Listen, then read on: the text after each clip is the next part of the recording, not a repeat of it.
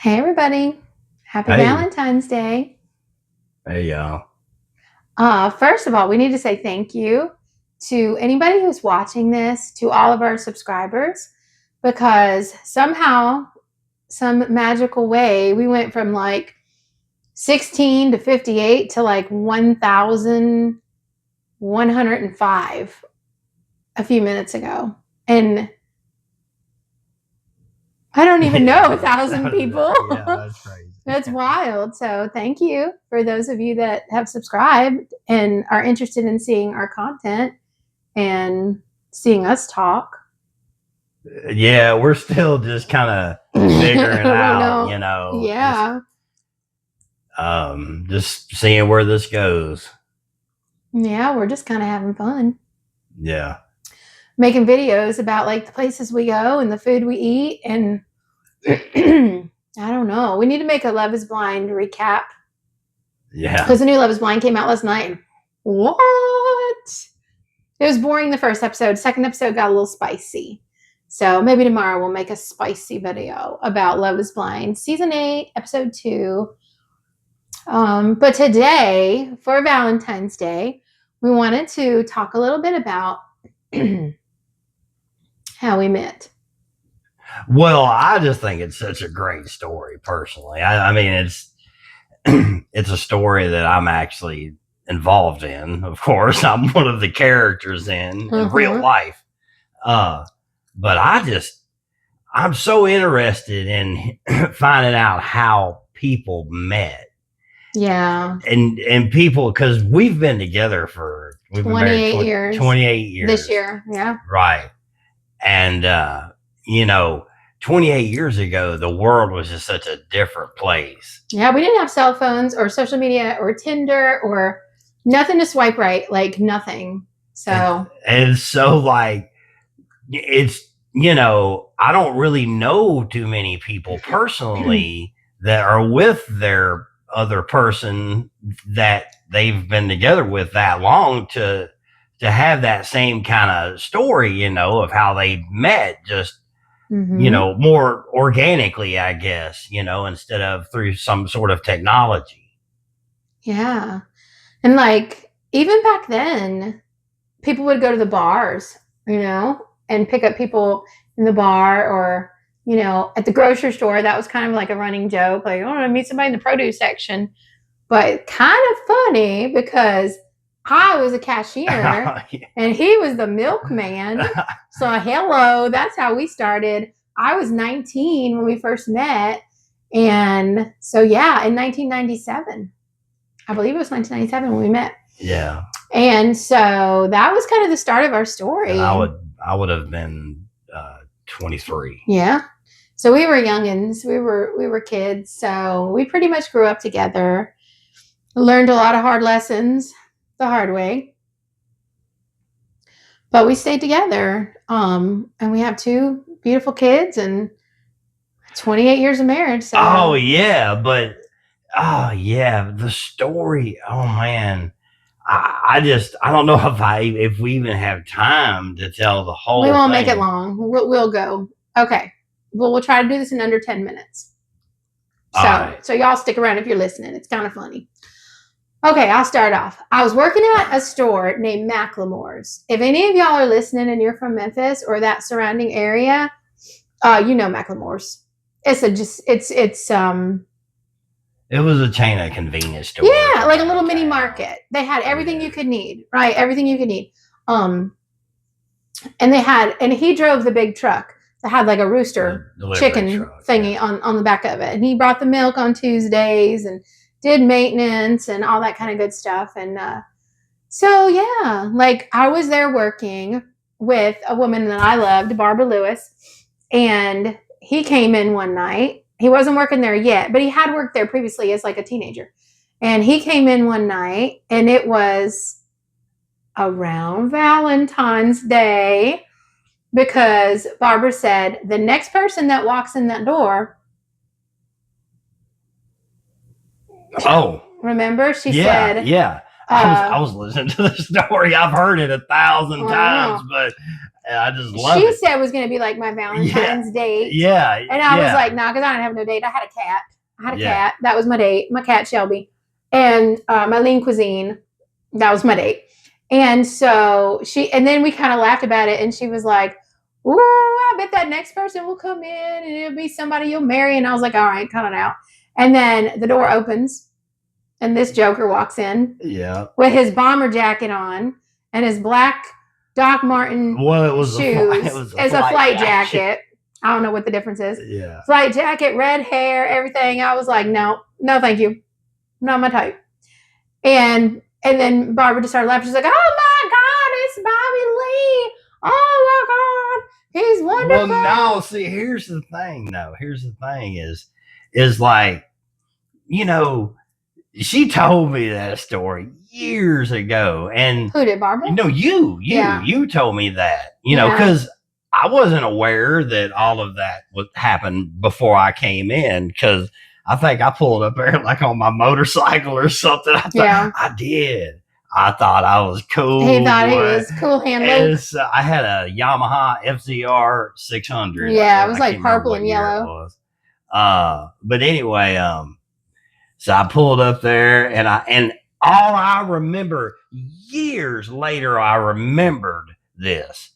I remember walking in that door, and I guess as I was walking in, this is the conversation that was happening. He didn't know what he was getting into. And as soon as I walked in that door, I remember Barbara Lewis asking me out of the blue. It was the weirdest thing, because we never talked about this sort of thing. I never talked about this sort of thing with her. But out of the blue, she asked me, as soon as I walked in the door, hey, Bobby Lee, so when are you getting married? Yeah. And I was like, shut up. Oh, my God. And this was after this conversation. Do you remember what you said? Yeah, I said, I said, I don't know. I got to find somebody that'll have me first. And I had no idea. I swear this is all true. She looked at me, and I was like, don't look at me. I had no idea. She was standing right there, just probably 5 feet from me. 19 years old, just a baby. Yep. And oh my Lord. And then I never gave it another thought until years later. Well, yeah, no, not years later, months later. What do you mean? Oh, no. About the significance of all of that and the timing of it. Yeah, because we met right before Valentine's Day. Yeah, that's what I mean. Yeah. Yeah. So anyway, that happened. And then a couple of months later, I decided I was going to leave Memphis because it wasn't working out. It just wasn't. I got really sick, and I lost my job, and I lost my car. And I was like a typical country song. And so I was like, well, I'll keep my apartment in Memphis, but I'm going to go back home with my family and make a decision if I wanted to come back or not. I didn't really have any reason to stay in Memphis. So I get back there, and I get a phone call from him randomly months later.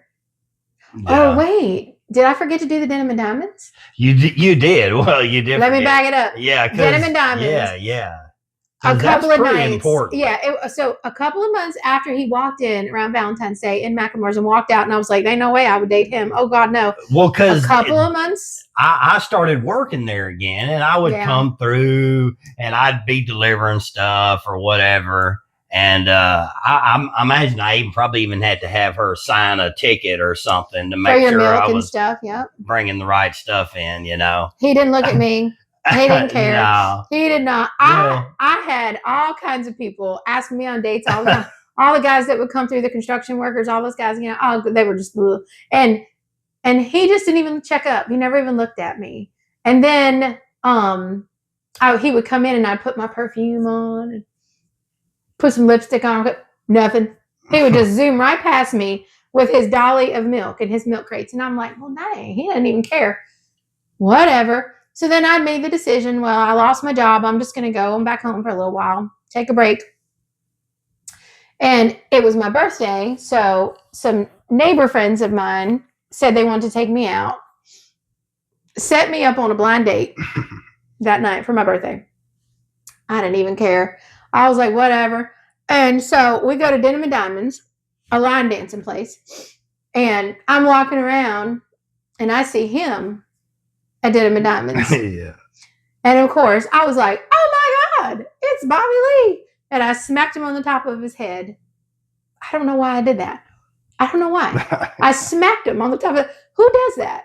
Who does that? I just was like, oh, it's Bobby Lee. Hello. Bam. And just slapped the hell out of him. Why did I do that? I don't know. And he looked so annoyed. You were like, yeah. I hate when people do that to me. And I didn't care. I just followed him. And we went and sat at a table and had a couple drinks. And I totally forgot that I was on a date. I totally forgot about it. Totally forgot. Well, I didn't even know she was. He didn't know. I never knew.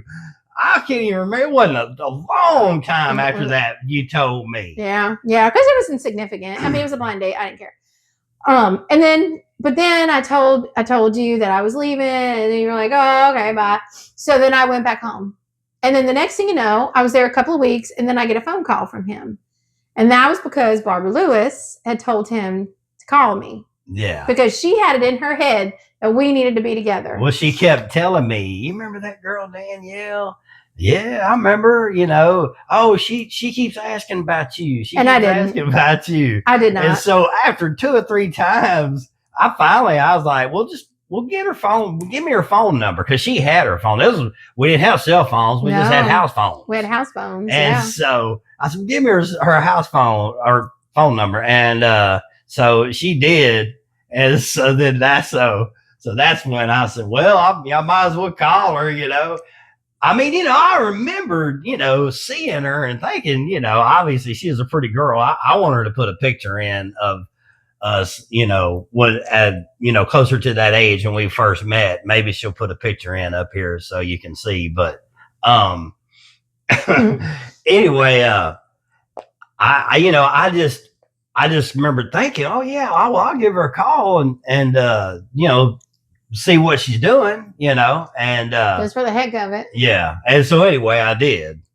And then we just started talking, and it was it. Like, we talked every night. Oh, every night. Man, yeah. We started calling every night, and I would go to work. Yeah, remember we had home. We had to wait till 9 o'clock. We had to wait till it was 9 o'clock because I didn't want our minutes were free at 9 o'clock. To have to pay for the, you know, the phone call or mine.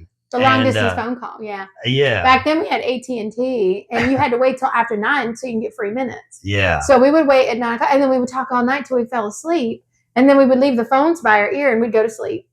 And we just talked, and we talked and talked. We did it for a couple months, and then my dad finally realized, and my mom realized that I was not happy and that I wanted to go home and be with him.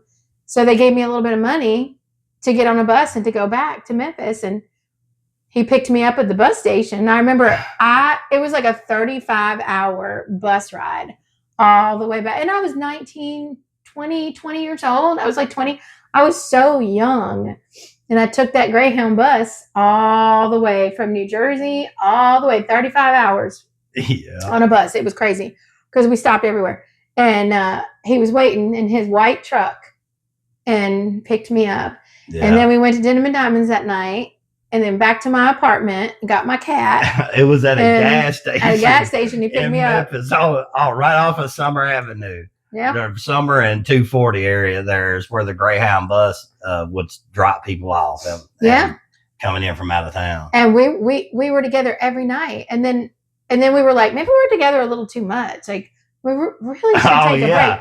And we didn't take a break. I mean, just from the jump, no. you couldn't get us away from each other. And then, of course, I told him I loved him first, and he just said thank you. Oh yeah, wow. That was a disaster. And then after that, he wrote me a letter. I'm so sorry. And he showed up at my apartment. Oh, I'm so sorry. I love you too. Oh my God, I've never loved anybody before. And then, like a couple days later, I came home from work, and there was a basket in my closet of his clothes, and he just said, "I'm moving in." That's it. I don't care what you say. Like, I'm not giving you a choice. There was no Well, conversation. no, it didn't exactly go down like that, but Pretty much. I was staying there anyways, a Yeah. few nights a week, And we knew at that point, like, this was something. We knew. And then just like, what was it? Like a couple of months later, you proposed to me. He rode up to my school. I was going to cosmetology school at the time. And he rode up on his motorcycle like he thought he was a bad boy with his Oakley sunglasses on, yeah. with a ring, proposing. And I said, yes, of course. And then we picked out a dress and all these things. And we were going to get married in November. And then, Well, yeah, she and my mother had already been looking at dresses without even telling me yeah, about well, it. we were going to get married whether you liked it or not. Yeah, well, We didn't care. yeah. And then, oops. I had y'all had me. I was double teamed. Yeah, you weren't getting away. No. And then, what I don't know what you call it. What you call it? Shotgun style. Then I found out I was pregnant with Olivia, and so I wasn't going to be fitting in no skinny little dress. So we were just sitting around, before Olivia was born, because I didn't want to get married without. I did not want to have a baby without being married. I didn't want to. That was important to me. I knew we were already going to get married. So what was the point of waiting? We didn't have the money. We were so young. And we said, you know what, we're just going to do a little shotgun wedding and we're just going to just get married. And so he was ironing a shirt and I was sitting on the couch doing laundry and he said, let's go get married today. Our car insurance will be cheaper. I said, well, ain't that romantic? Okay. You forgot that part. No, I didn't forget that part. So he grabbed the yellow pages and he looked for a preacher. He called a preacher up and we got dressed with our best clothes and stopped at Kroger's and got some pink pink roses. And yeah, his mom and sister was there visiting, and her and the kids and Bennett and everybody. And we all traipsed to Germantown like a bunch of white trash. Me pregnant, shotgun wedding. We weren't white trash, but it's just funny. And then to Germantown because I was real fancy, and they thought they were hoity-toity. Well, here we come in our white pickup truck, and we got married. By what? Do we remember his name? Did we get his name? Oh no, we've got a picture. Yeah, he was an awesome black preacher. He was amazing. He showed up and he said, "Let's get married." We said, "All right, let's go." And we got married, and that was it. We didn't have money to go on like a honeymoon. I mean, we didn't have any of that kind of stuff. So we went across the parking lot and we ate at the macaroni grill. Yeah. But honestly, it was like the best sun-dried tomato pasta I'd ever had. But you can they had crayons you can draw on the tablecloth with, and so you remember Dawn's kids, Shelby and Trey. They were so cute. They were drawing all over the table, but we were happy. And then we went back to our little apartment in the ghetto in Memphis, Abington Apartments. Yeah.